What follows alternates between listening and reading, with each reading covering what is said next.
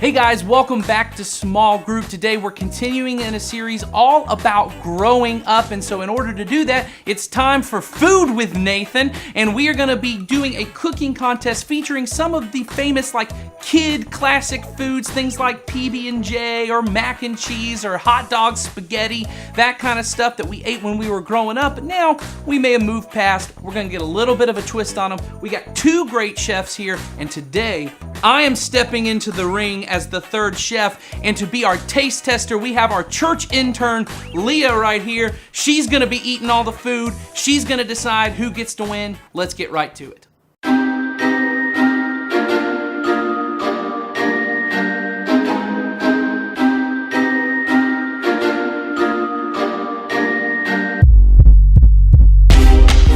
We got our three beautiful creations in front of us here, as you see, and we've got our chefs here, myself included, to explain what we made. We have our intern with a bib on, as if she's eating lobster today. It's not what she will be eating, and she will try them and tell us which is her favorite at the end. So let's start right here with Jason. Okay, I got inspiration from my Memorial Day cookout. Okay. At my house, we had the kids over here eating hot dogs, but then the adults were all eating barbecue. And so when you told me the idea, I thought, what better thing to do than to just compile them together? Bringing people together. Bringing Jason it all Collin, together. he's just bringing people together. So I took the idea of a hot dog, traditional hot dog, but I brought it together with the pulled pork. And so this is my barbecue dog with a little bit of extra. It's got some extra cheese added in there, and just a hint, because I know you're not crazy about jalapenos, but just a small hint of jalapeno peppers. Oh wow, this is good.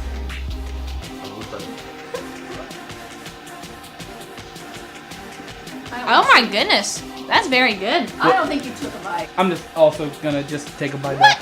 It's I'm judging it. No, but I just needed. It's tradition. It's Oh, just yeah. a tradition, and it is very delicious. It tastes like straight up barbecue with a little kick, and with there just a meaty hot dog in there. I liked it. A mini hot. A meaty. Oh. Well, this is my creation, which is a. I took the idea of mac and cheese, which I know probably I would assume was a big favorite in your household growing up. Yeah. Yeah. I had it last mac night and for cheese. dinner. Okay, well, I meant as a child, but okay. Anyway, yes. Whatever. I took the mac and cheese and decided to make us a mac and cheese egg roll. So I took mac and cheese, I took bacon, I took jalapenos. I don't care if it's too spicy for you, and I fried them in a wonton to make us here a delicious egg roll, and you got yourself a little buffalo sauce there for dipping, so give yourself a little bit of that. That's what I'm scared about. You should be. You should be. How you feeling about that? Don't forget your paycheck does revolve around this. So what? How do you feel about this? Great. Hey, don't lie. Is it a little too spicy? No, it's not the spice. It's good. Well, it's not the spice. So what is bad about it? The mac and cheese is kind of freaking me out. I was expecting crunchy, and I got really goopy. It's good though. Goopy. I don't feel bad about it. Let's just go on to the next one here. This is Becky Martin's creation. All right, well, I took a kid's favorite of spaghetti and decided to throw in what I thought was probably another kid's favorite, taco, and we have made taco spaghetti. So I realized there's no extra kick in there, so you're going to be okay. Yeah, because my tongue's a little still burning. Yeah. It tastes like tacos. With spaghetti. Yeah. Almost as if it was in the name. Almost like it's with taco spaghetti. Okay. All right, well now it's deliberation time. So give us an idea what you're thinking about our creations here. Which one is the best? All right. Should I go in order? I'll go in order. Okay. All right. So Jason's really good. Love the barbecue sauce. All right. 10 out of 10. Loved it. This pretty So good. where are the rest of us gonna go? If that's 10 out of 10. All right. This was good. The buffalo sauce is a little too much, I think. I think we should have just gone without. I told you to do a smaller roll of buffalo sauce. But it was pretty good. And this was pretty good too. The tacos I really enjoyed. So honestly, I shouldn't. I'm gonna knock this one out. Well, don't take it away. People still like to look at it. It's okay. We're just gonna look at these two. All right. There are a lot of things going into this decision, guys. For real, I'm gonna pick Jason's dish. Jason It's Collins so is good. the winner once again. All right, you guys talk in your groups about which one you would have liked the most, then we're going to move on. So as we grow up, there are a lot of things that we leave in the past, but I can promise you one thing we don't is a PB&J sandwich. I have one every morning, and that junk is delicious. Well, today we are continuing in a series all about growing up, and as Leah taught last week, not just growing up physically, but growing up emotionally and spiritually. You see, unlike mac and cheese, there are some things we should keep in our childhood. Yelling and screaming when we don't get our way, being defensive or easily hurt when other people correct us, always having to have what we want immediately when we want it.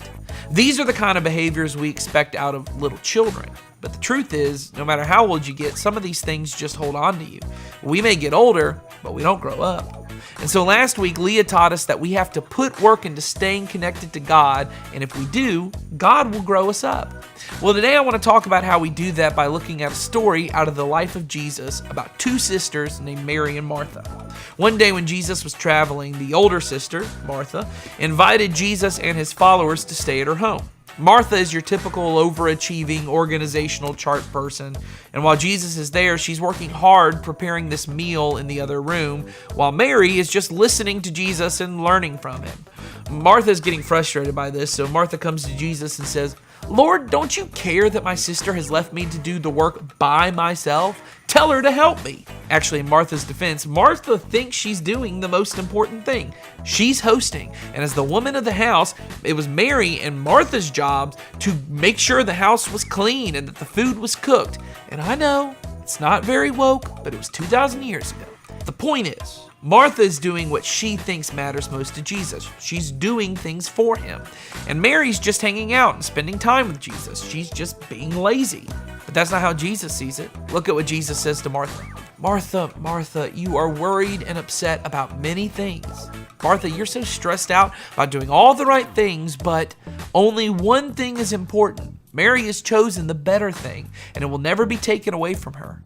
Even though it looks like Mary's being lazy, just spending time with me and learning from me, she's actually doing the most important thing. Jesus is saying, what I care about more than you doing things for me is you simply being with me. When you choose to spend time with me, when you choose to learn from me how to do every part of your life, then I can change you. And the same is true for us. I mean, if we want to grow up in our relationship with God, we need to make it a priority to be with Jesus. Spend time with him in prayer or worship or reading our Bibles. Take time every day to simply be with him so that we can stay connected to him and he can change us. And if we don't, if we stay busy, we'll miss out. So talk in your groups about how you can do what matters most, and then we'll move